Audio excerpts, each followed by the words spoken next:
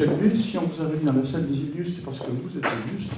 Et c'est aussi pour que vous soyez en compagnie de Stanislas Legzinski, qui est sur le mur là-haut, qui résida ici, qui contribua assez fortement à l'aménagement de cette maison, qui était autrefois un peu marécageuse, nous dit-on, et qui a donc laissé son empreinte du XVIIIe siècle sur cette maison, comme le fit plus tard également le maréchal de Saxe, dont vous savez qu'il fut un des habitants les plus assidus de cette maison, et qui y apporta des modifications, notamment dans les jardins, qui ont été récemment restitués pour le plaisir de tous.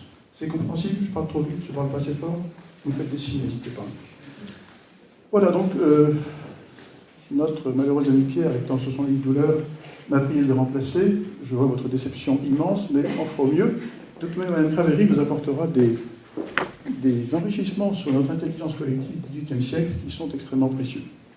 Je vais commencer par un livre qui n'est pas à l'ordre du jour, qui a été écrit l'an dernier par Pierre Bayard, et qui s'appelle « Le Titanic fera naufrage ». Alors ce livre est tout à fait passionnant parce qu'il recense un nombre assez considérable d'ouvrages de littérature qui ont annoncé, parfois longtemps à l'avance, des situations qui allaient vraiment se produire dans la vie réelle. Et dans le cas d'espèce, c'est un roman d'un nommé Morgan Robertson qui est paru aux États-Unis en 1898, c'est-à-dire 14 ans avant le naufrage du Titanic, et qui raconte comment un grand bateau qui s'appelle le Titan, qui avait exactement les mesures du Titanic, qui avait exactement ses spécifications, qui faisait exactement la même croisière, a coulé, heurté par un iceberg. Alors vous voyez que la littérature est une chose importante, elle a un côté prémonitoire quelquefois, et en la circonstance, le XVIIIe siècle nous apporte une substance tout à fait féconde. Nous avons tous appris dans notre regard des Michards d'autrefois combien la littérature au XVIIIe siècle, rassemblée sous le signe des Lumières, avait été un facteur puissant de préparation des transformations dont la Révolution française, mais pour plus longtemps encore, a été l'effet. Et cette noblesse passe ainsi du duel au dialogue, de la pointe de l'épée à la pique littéraire, de la bouffée des passions qui animait encore puissamment les nobles du temps de la Fronde, à une certaine élégance de la maîtrise de soi qui s'exprime en particulier dans l'art de la conversation. Monsieur Jacques, je suis très préoccupée de prendre la parole après vous avoir écouté votre éloquence. Donc, il faut baisser un peu le niveau de le temps libre. C'est un élément distinctif de la noblesse, parce que la noblesse paye son impôt de sang, fait la guerre, mais il a énormément de temps libre, elle ne travaille pas, et la manière dont elle occupe son temps libre va être un élément aussi de distinction sociale très important. Et quels sont les loisirs? Bien, sont la chasse, la musique, les concerts, mais sont aussi la littérature, le goût artistique, le mécénat et la conversation. Et la conversation a cette fonction majeure au début de rétablir un code de comportement, de régler, de émousser, de estomper comment dirais-je, la férocité d'une classe guerrière qui a laissé derrière soi les guerres de religion et qui substitue à la force de l'épée, la subtilité de l'intelligence, à l'agressivité, la politesse. Le meilleur, ce sera celui qui saura mieux séduire l'autre, mieux converser. Et Jean Starobinsky, un grand critique suisse, a parlé d'un narcissisme de groupe. C'est effectivement une société que, dès le début, voit dans sa sociabilité une manière de se distinguer et on établit des rôles, on établit des règles. Le meilleur, c'est celui qui les interprète le mieux.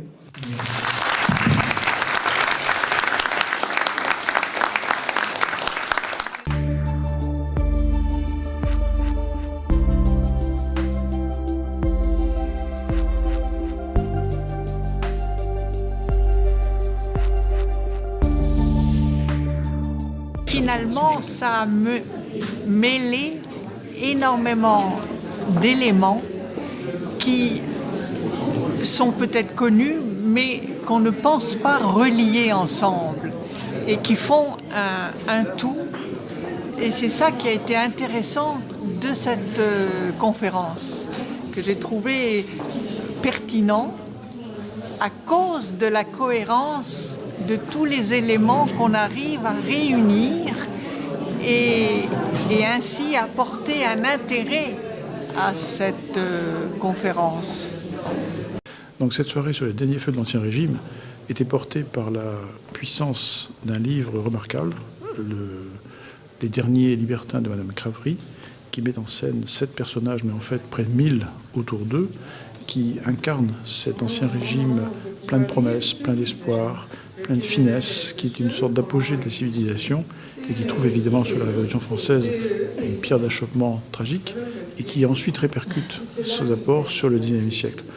Et on avait vraiment effectivement une sorte de renouveau de la réflexion sur le XVIIIe siècle qui était proposé par cette belle soirée.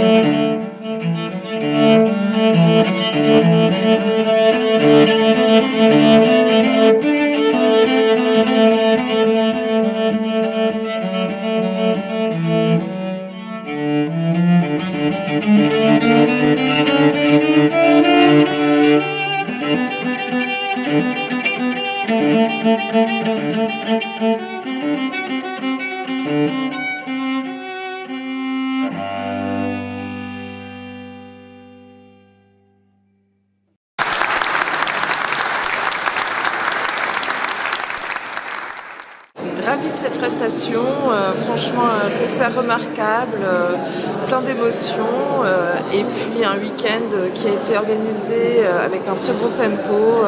Je suis vraiment ravie de ce week-end, j'ai passé un très très bon moment avec vous.